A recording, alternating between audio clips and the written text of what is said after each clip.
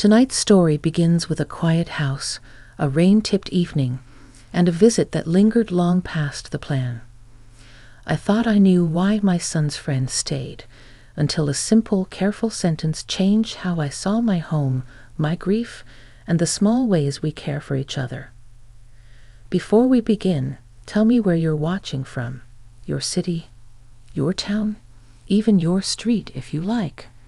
I read every comment and love greeting you by name. And if thoughtful, heartwarming stories are your thing, please subscribe to the channel and give this video a like. It helps more than you know and lets me keep sharing moments like this. The afternoon started with the kind of rain that doesn't crash, just persists, soft, even determined. My son Daniel had invited his friend Ethan after their weekend basketball game, which meant the living room gathered the usual signs of teenage company. The faint dust of the gym on their socks, the echo of sneakers left by the door, the sweet tea rings on the coffee table I forgot to wipe earlier. They said they'd watch a replay, grab a snack, and head out by 5. I've learned that when the weather turns, plans stretch, like bread dough left to rise under a warm towel. I made grilled cheese with thin tomato slices tucked inside, a trick from my mother. The kind of sandwich that feels like a decision to be kind to yourself. When I set the plates down, Daniel was already narrating a highlight he'd memorized, while Ethan, taller this year and gentler somehow, listened with a patience that looked practiced. He's the sort of boy who notices small things. He straightened the crooked oven towel without fanfare, aligned the salt and pepper like soldiers on leave, and said "thank you" softly, as if it were meant to land carefully. Halfway through the sandwiches, Daniel stepped outside to take a call from a teammate about rides. The porch light wasn't on yet, still too early, but the overhang kept him dry. I could see his silhouette tipping from one foot to another, animated hands drawing plays in the air. Inside, just me and Ethan, the quiet closed in like a pleasant shawl. I ran warm water, and steam laced the window in translucent threads. He rolled up his sleeves and joined me at the sink without being asked. "You don't have to," I said, passing him a rinsed plate. "I know," he said, accepting it. "But I like how you do things. It's steady here." Steady. The word caught in a place I protect. Since Mark passed, I've worked hard at steady. Lamps on before dusk. Bananas bought green, so they last. Fresh dish towels on Sundays. It's not a perfection. It's a rhythm. Some days I get it right. Other days I let the clean spoons clink a little too loud and pretend that's a choice and not a feeling. Ethan glanced toward the hallway where our family photos live. There's one of the 3 of us at the county fair. The sky a syrupy gold, Mark's arm loose around my shoulder, Daniel holding a paper crown he'd won. The picture has a dent in the corner where life once bumped it too hard. I haven't fixed it. The dent feels true. "Can I ask you something?" Ethan said, then waited, almost as if he needed to let the space agree first. "You can," I said. "How did you keep the house feeling like this?" He gestured around, the humming fridge with a note that says, "Buy more cinnamon," the corkboard crowded with appointment cards, and a faded postcard of a beach we said we'd visit again, the lemony glow of the kitchen bulb. My place, after my parents split, it's like the rooms forgot their lines. I don't mean we're unhappy. Just, there's a different sound to the air. It wasn't the question I expected from a 17-year-old with long limbs and a vertical leap. But the earnestness in his voice asked me not to laugh it away. I rested a plate in the rack and considered the honest answer. "I didn't keep it," I said. "Not perfectly. Some days the rooms felt like they were tilting. But I made little promises. I kept the table clear enough for a puzzle. I folded the blankets even when the couch didn't demand it. I lit a candle before the sun went down, so the house didn't have to remember how to be warm and dark. He nodded like a student absorbing directions he might need to pass along. I tried to change big things, he admitted. I thought if I rearranged all the furniture, the feeling would follow. Sometimes it does, I said. But usually the feeling catches up to the smallest tasks. Stack the mail, wash the fruit, put the lid back on the sugar. The ordinary things tell a room what kind of place it is. He smiled at that, a thoughtful curl at the edge of his mouth, not the gleam of a punchline. Rain arranged itself into a steadier pattern, tapping like a patient teacher on the window. Daniel's voice on the porch rose and fell, then went quiet. A car passed slowly, tires hushing the wet street. When Daniel came back in, he held up his phone. Coach says the ride situation is a mess. Ethan, your pickup's delayed. Maybe an hour? Ethan shrugged, unbothered, and followed us into the living room. He sat forward on the couch like he didn't trust the cushions not to swallow him. I set out apple cake leftover from yesterday, a little lopsided but honest, and poured more tea. Daniel scrolled, narrating a funny post, then drifted into that half-listening space teenagers occupy with grace. The room held us, no grand statements, just the delicate braid of time spent together on a day that wasn't trying too hard. Ethan's eyes returned to the hallway, to the photos, to the dented fair picture. He stood, almost shyly, and looked closer. I like that you didn't fix the corner, he said, not turning around. It's proof. Of what? I asked. That things can be a little hurt and still be the best picture you've got. Something gentle loosened in my chest, a knot I'd worked with distracted fingers for months. I thought of Mark's laugh in that photo, how he made ordinary errands feel like treaty signings between us and the day. I thought of the night after the funeral when the house sounded empty in a way that lights couldn't answer. I thought of the first time Daniel made himself eggs without asking me to watch the pan, and how I cried facing the sink so he wouldn't think he'd cracked my heart with the shell. Ethan finally turned back. Would it be okay if I helped with that ceiling crack near the light? He asked, gesturing up. I've learned patching from my uncle. It's not hard. It's just attention. It is attention, I said, surprised and moved by how clearly he'd named it. Yes, we can make a list. There's a loose knob on the hallway dresser with a mind of its own. Daniel perked up. I call flashlight duty, he said, grinning, his mood lighter. And quality control. I'm very judgmental about knobs. We laughed, and not the laugh that breaks tension. This one stitched it. I sliced the apple cake into thinner pieces so it would last a second conversation. The lamp pooled warm light. A neighbor's wind chime spoke up, thin and helpful. The house, which had held itself carefully all day, seemed to take a deeper breath. Ethan settled back, more at ease. He asked how I kept track of bills.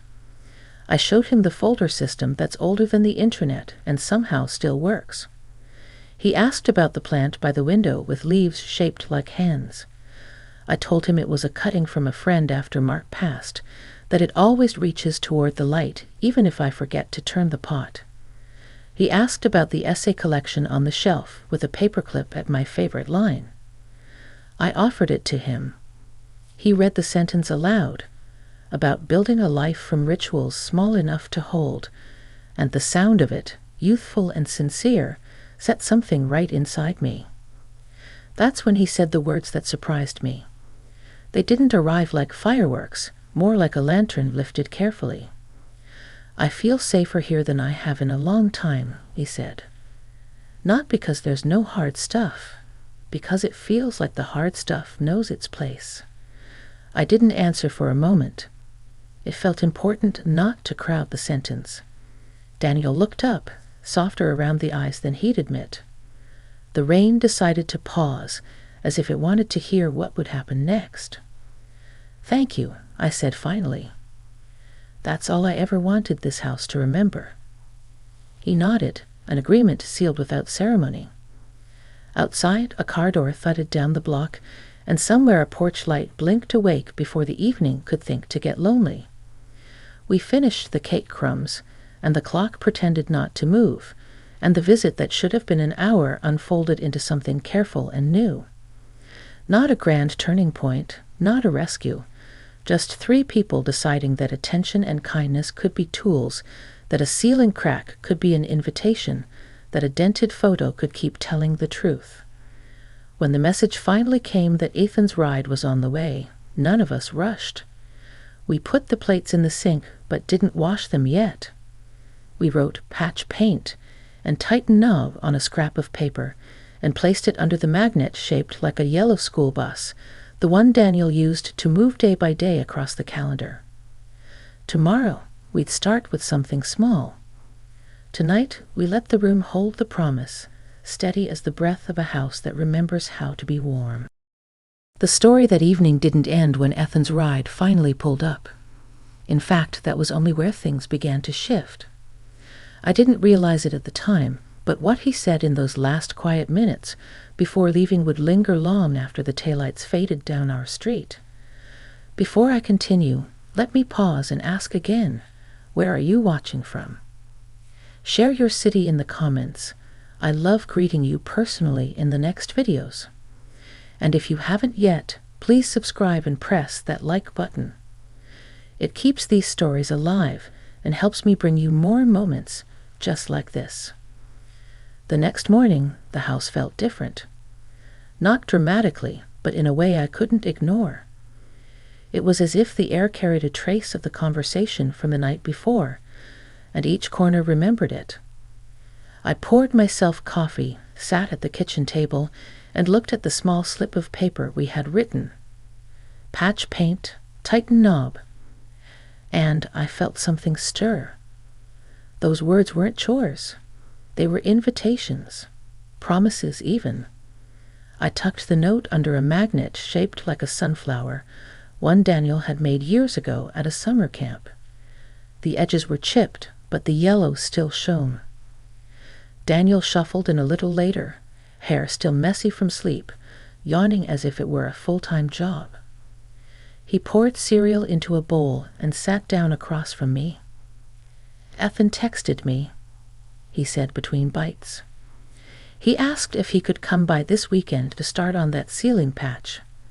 He looked at me then, as if checking if I'd find it strange. "That sounds nice," I replied. "I'd like that." Daniel raised an eyebrow, half a grin on his face. "You two got real deep last night while I was outside, didn't you?" His tone was teasing, but there was curiosity in it too. I smiled into my coffee. We just talked. Sometimes people ask questions you don't expect, and it makes you answer in ways you didn't know you needed. He shrugged, satisfied enough, then went back to his cereal. Teenagers, I thought, never realizing when they stand at the edge of something important. That Saturday came with more rain, as if the weather had agreed to keep us company again. Ethan arrived with a small toolkit in his backpack, the kind of preparation that felt both sweet and earnest. Daniel rolled his eyes in mock despair, muttering about how his friend was turning into a handyman at 17. But I could see Daniel's pride hiding under the act. He liked that Ethan noticed things, even if he pretended otherwise. The 3 of us gathered in the hallway where the ceiling crack lived. It wasn't big, but it had been there long enough to feel like part of the house itself, a scar I'd stopped seeing clearly. Ethan looked up at it with the seriousness of a surgeon. "Not hard," he said, "just tedious. But we can do it." We dragged in a step stool, an old paint tray, and laid out a sheet on the floor. Daniel held the flashlight like he promised, though he added sound effects and commentary to make the process entertaining. "And here we have the great ceiling rescue," he announced in a deep voice, like a sportscaster. "Our brave hero climbs the ladder, armed with nothing but a putty knife and unshakable determination. I laughed, the sound surprising me in its lightness.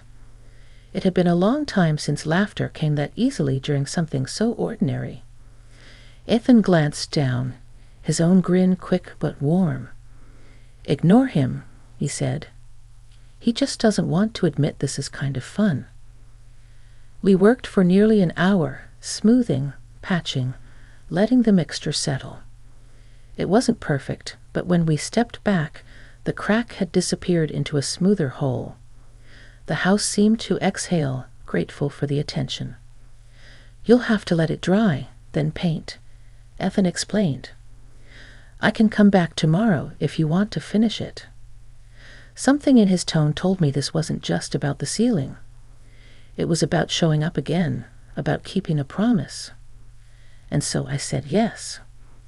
That night, when the house quieted, I found myself sitting in the living room with the lights dimmed, thinking about how strange it was that someone so young could see the invisible things I'd carried for years.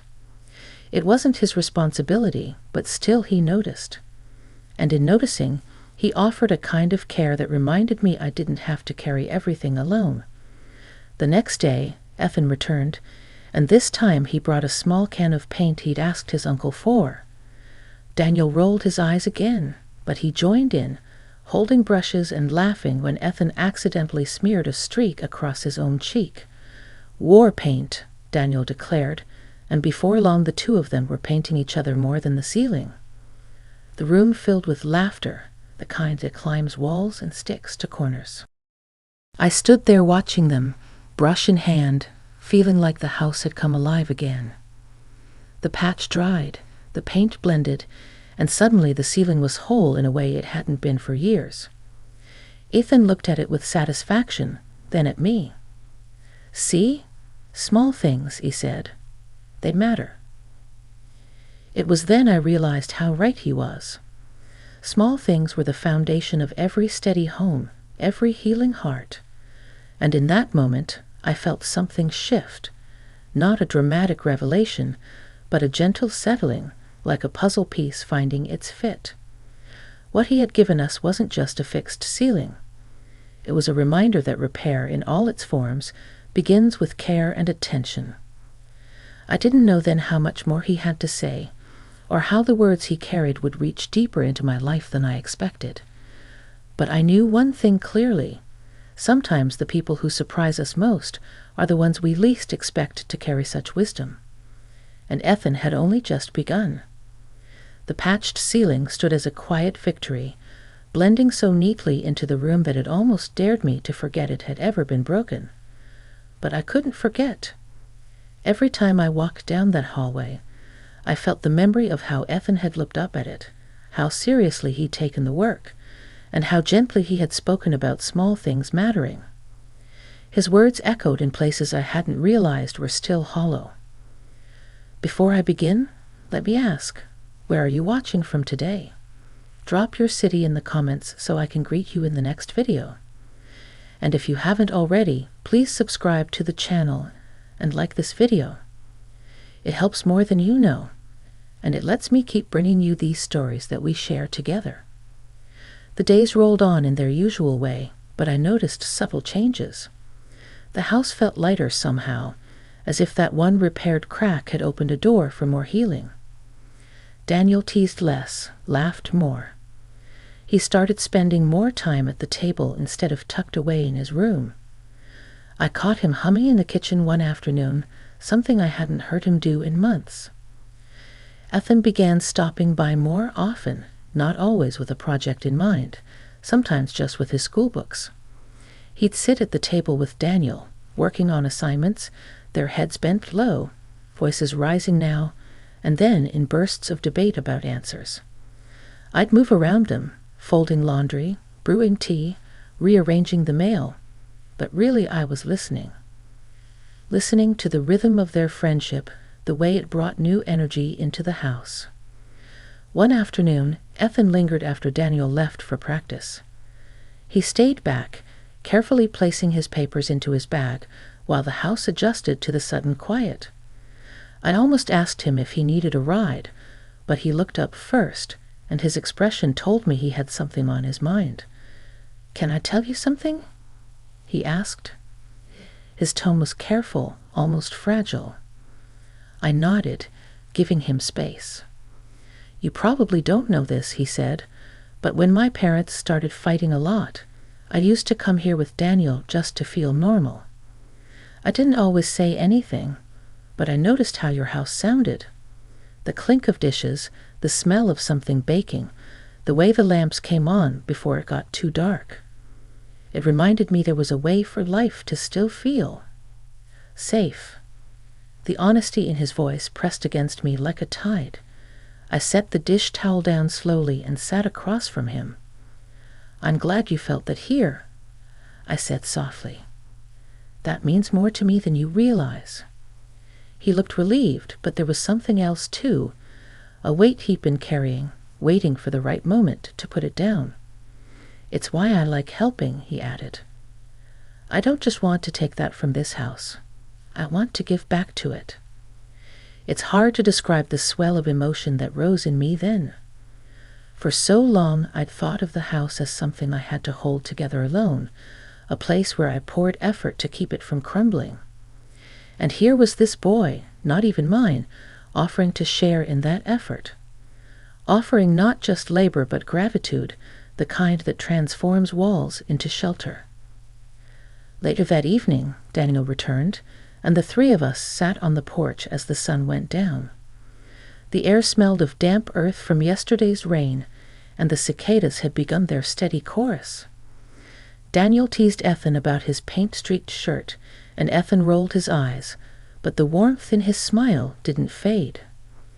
As the light dimmed, Ethan grew quiet again, and then he said something I'll never forget. "Your house feels like it remembers love, even when things are hard. I want to learn how to make that kind of place someday." The words hung in the air, gentle but powerful. Daniel froze mid-laugh, looking at his friend with surprise, then at me, as if realizing in that moment the weight of what had just been spoken. I didn't rush to fill the silence. Some sentences deserve to stand on their own.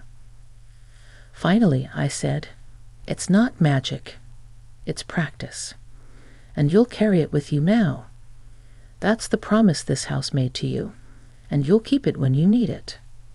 Ethan nodded, and the porch seemed to breathe with us. The last of the sun slipped below the trees, and the streetlights blinked on one by one, small guardians of the night.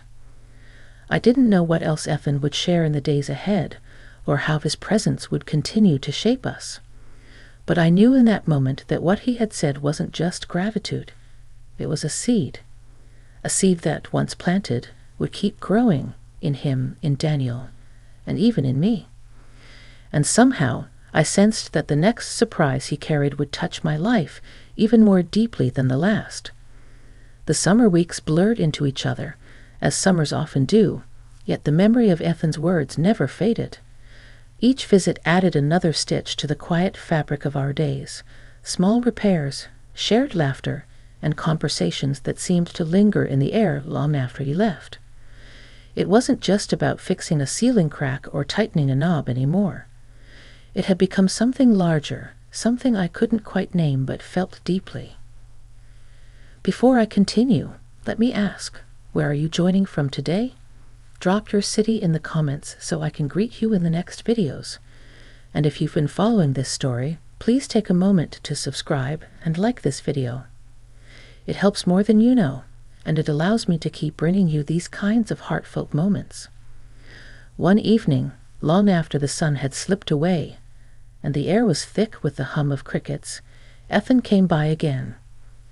Daniel had left earlier to spend the night at a teammate's house, so when the knock came, it was just me who opened the door. Ethan stood there with a look that wasn't heavy, but it wasn't casual either. He asked if he could sit for a while. We settled in the living room, a lamp casting a warm circle over the rug, the rest of the room resting in shadow. For a few minutes, we didn't say much. He flipped through one of the books on the shelf, and I poured 2 cups of tea, letting the steam rise between us. Finally, he spoke. "I've been meaning to tell you something. It's not really a question this time. More like a thank you." I set the cups down, listening. "When my dad left, I thought it meant that houses couldn't hold steady anymore, that maybe they were just places where things broke over and over again. But then I came here, and I realized it isn't about perfect walls or ceilings. It's about people who choose to keep showing up. You show me that without even knowing it." I felt my throat tighten, not from sadness, but from the weight of being seen. All the evenings I had forced myself to keep the lights on, all the mornings I brewed coffee just to keep the rhythm, all the little promises I kept to this house, they hadn't gone unnoticed. They had mattered, not just to me, not just to Daniel, but to someone who needed to learn that lesson for himself. "You've given me hope that I can build something steady too," he went on. "Someday when I have my own place, I want it to feel the way yours does, like it remembers love, even when it's hard." For a moment, I didn't know what to say.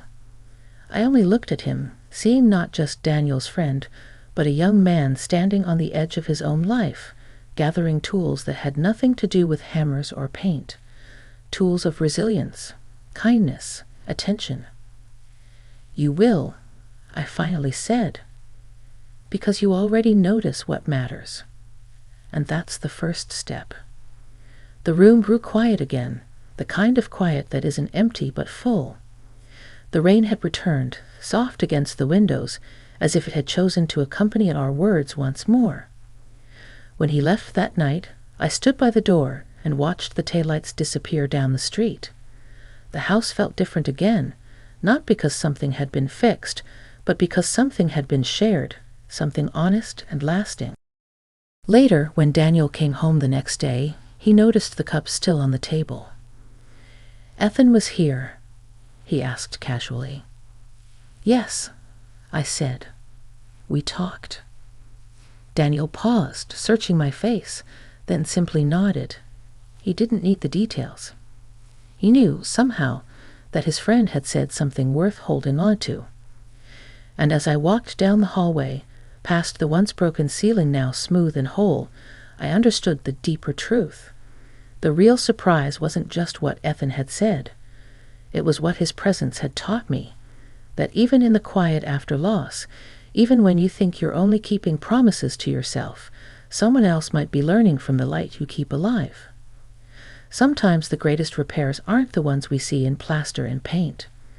They're the ones we make in each other, quietly, steadily, one small act of care at a time.